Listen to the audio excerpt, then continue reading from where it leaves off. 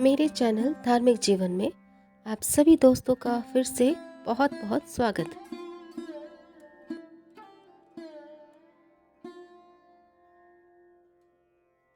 दयालु माता दुर्गा के 9 रूपों द्वारा हमें दिए गए पूर्ण प्राप्ति के इस मार्ग पर अब हम स्कंद माता जो दिव्यता का पोषण करती हैं के बारे में सीखते हैं। वह 5वीं देवी हैं जिनकी पूजा नवरात्रि के 5वें दिन की जाती है। लेकिन इससे पहले कि हम बहुत आगे बढ़े, आइए पीछे हटें और अब तक उठाए गए कदमों का आकलन करें और पथ का सारांश प्रस्तुत करें।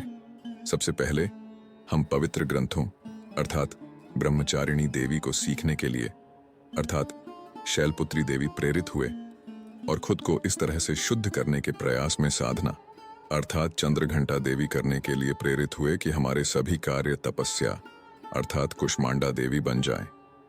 5वीं देवी स्कंद माता हमारी दिव्यता का समर्थन और पोषण करती हैं, जिससे हमारी आध्यात्मिकता खिलने में सक्षम होती है, क्योंकि यह हमारे द्वारा छूने वाली हर चीज को कवर करती है। ऐसा माना जाता है कि मां दुर्गा ने देवताओं को द्वंद्व की ताकतों अर्थात असुरों और एकता की ताकतों अर्थात देवों के बीच युद्ध में एकता की ताकतों का नेतृत्व करने के लिए एक कमांडर इन चीफ का आशीर्वाद देने के उद्देश्य से भगवान शिव से विवाह किया था। भगवान शिव और पार्वती के पुत्र कार्तिकेय, जिन्हें स्कंद भी कहा जाता है, देवताओं की सेनाओं के सेनापति बने। माता शब्द का अर्थ मां है। स्कंद माता स्कंद जो माता पार्वती के पुत्र कार्तिकेय है और स्कंद माता जो दिव्य प्रकाश की सेनाओं के कमांडर की माता है, वह हमारी सबसे प्यारी मां का प्रतिनिधित्व करती है, जो हमें पथ पर कोमलता से मार्गदर्शन करती है, बिल्कुल हमारी अपनी मां की तरह। स्कंद माता देवी को सौम्य दयालु मां के रूप में दर्शाया गया है, जो प्रेरणा देती है, पोषण करती है, उदाहरण देती है और इस तरह विकसित करती है कि हमारे सभी कार्य दिव्य हो जाएं। अनंत काल तक महिमामयी स्कंद माता सिंह पर सवार होकर हाथों में कमल पकड़कर शुभता प्रदान करती हुई विचरण करती हैं। लेकिन उनकी गोद में जो शिशु है वह वास्तव में युद्ध के देवता स्कंद हैं। वह ब्रह्मांड में सबसे खतरनाक देवता है।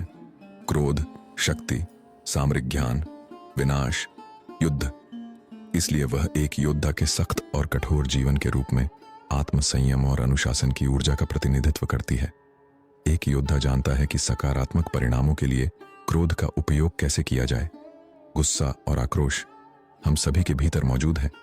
क्रोध तब उत्पन्न होता है जब अपनी सीमाओं की रक्षा करने की आवश्यकता होती है। यह महत्वपूर्ण है कि हम क्रोध का सही स्थान और समय पर उचित उपयोग करें। स्कंद माता मां का वह रूप है जो शांत संयमित अवस्था से लेकर तीव्र क्रोध तक की स्थिति में जा सकती है। उसमें दोनों चरम सीमाएं शामिल हैं, शांति और आक्रामक लड़ाई। मानव शरीर में वह विशुद्ध चक्र जो गले में निवास करती है, जब यह चक्र संतुलित होता है तो हम खुला संचार करते हैं, सच बोलते हैं और अच्छा सुनते हैं। जब यह कम सक्रिय होता है तो हमारी भावनाएं दब जाती हैं और हम बातचीत नहीं कर पाते। अति सक्रिय होने पर हम आक्रामक ढंग से बात करते हैं, सुनते नहीं और गपशप करते हैं। स्कंद माता देवी की कृपा से हमें हर चीज में दिव्यता का अनुभव होता है। हर चीज दिव्यता की अभिव्यक्ति बन जाती है।